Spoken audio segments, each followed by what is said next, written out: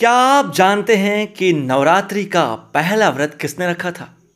नवरात्रि जैसे हम माता शक्ति की उपासना का पर्व मानते हैं, देवी दुर्गा माता की आराधना का समय मानते हैं, 9 देवियों की आराधना करते हैं। ये पर्व हमें देवी माता की शक्ति, भक्ति और विजय के प्रतीक के रूप में दिखता है। दोस्तों, नवरात्रि का पर्व बहुत विशेष है। इस पर्व के दौरान हर भक्त अपनी मनोकामना की पूर्ति के लिए माता आदि शक्ति जगदम्बा की कृपा प्राप्त करने की प्रार्थना करता है, पूजन करते हैं।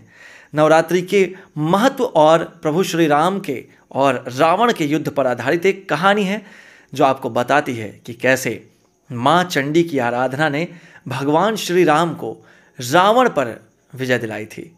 त्रेता युग में रावण ने माता सीता का हरण कर लिया था, जिससे भगवान श्री राम का पूरा जीवन अस्त व्यस्त हो गया था, उसमें भूचाल आ गया था। रावण जो बहुत शक्तिशाली था, ज्ञानी था, उसने माता सीता को लंका में अशोक वाटिका में बंदी बना लिया था। भगवान श्री राम जो धर्म के रक्षक थे, अपने भाई लक्ष्मण और वानर सेना के साथ लंका पर चढ़ाई के लिए तैयार थे। यह युद्ध व्यक्तिगत नहीं था, बल्कि अच्छाई और बुराई के बीच के संघर्ष का था। जब भगवान श्री राम ने लंका पर चढ़ाई की तो वहां पर भयंकर युद्ध की शुरुआत हो गई। रावण की सेना बहुत बलशाली थी, बहुत शक्तिशाली थी, और देवी माँ स्वयं रावण के पक्ष से लड़ रही थी।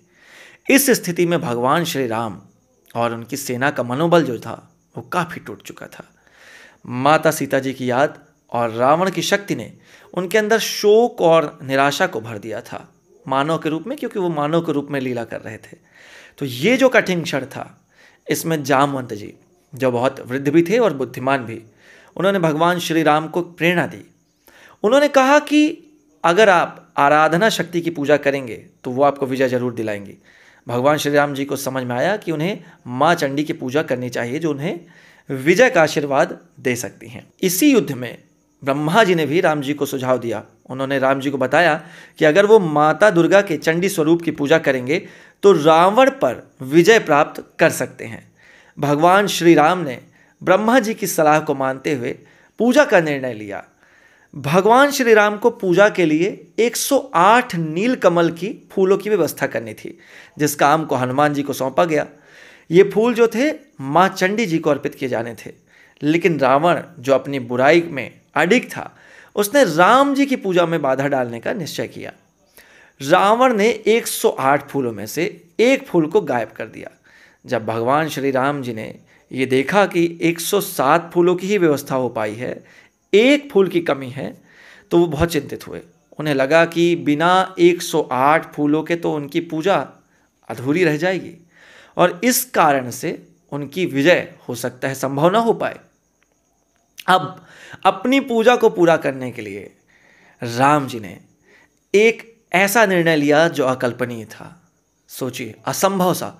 उन्होंने सोचा कि क्यों ना अपने एक नेत्र को ही समर्पित कर दें, क्योंकि उनके भक्त उनके नेत्रों को, उनकी सराहना करने वाले उन्हें नील कमल के समान मानते थे।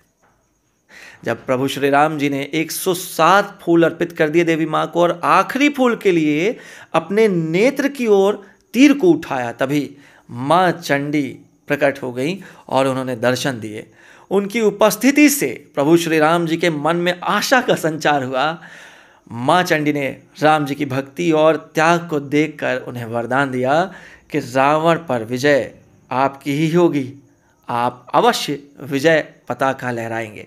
इस वरदान के बाद भगवान श्री राम जी ने अपनी पूरी शक्ति और धैर्य के साथ में लड़ाई को जारी रखा और अंत में रावण का वध किया और माता सीता को बंधन मुक्त करके लंका से अयोध्या की ओर लेकर लौट आए।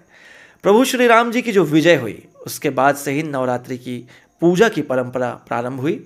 कहा जाता है कि भगवान जी ने 9 दिनों तक उपवास रखा था और माता दुर्गा की आराधना भी की थी। इसीलिए नवरात्रि के पावन पर्व में 9 दिनों तक व्रत रखने की परंपरा की शुरुआत हुई थी। ये जो पर्व है, ये जो त्यौहार है, हमें शक्ति, भक्ति और साहस का संदेश देता है और हमें सिखाता है कि किसी भी कठिन सिचुएशन में, किसी भी कठिन परिस्थिति में हमें अपना विश्वास बनाए रखना है, अपनी आस्था को नहीं छोड़ना है, अपने दृढ़ विश्वास को नहीं छोड़ना है। माँ चंडी की कृपा से हम हर बाधा को पार कर सकते हैं। जैसे प्रभु श्री राम जी ने रावण पर विजय प्राप्त की थी अपने मनुष्य के रूप में अवतार करते हुए। ये जो नवरात्रि का पर्व है, ये धार्मिक आस्था बस का प्रतीक नहीं है, बल्कि हमें सिखाता है कि जीवन में संघर्ष तो आएंगे ही, लेकिन विजय भी आपकी ही मिलेगी। अगर आपकी भक्ति सच्ची है तो शक्ति भी आपको ही प्राप्त होगी। आपको अगर ये कहानी पसंद आई हो तो कमेंट में जय माता दी ज़रूर लिखिएगा और हमारे चैनल शुभमस्तु को फॉलो कर लीजिएगा। दोस्तों, एक और ज़रूरी बात, अगर आपको अपने बिजनेस, स्कूल या कॉलेज आदि के लिए, दुकान के लिए ऑडियो प्रचार या वीडियो प्रचार की आवश्यकता हो, स्टेटस वीडियो की आवश्यकता हो, तो आप प्रचारक स्टूडियो के हमारी इस क्रिएटिव टीम से ज़रूर संपर्क कर सकते हैं। डेमो के लिए अभी कॉल करें। शुभमस्तु।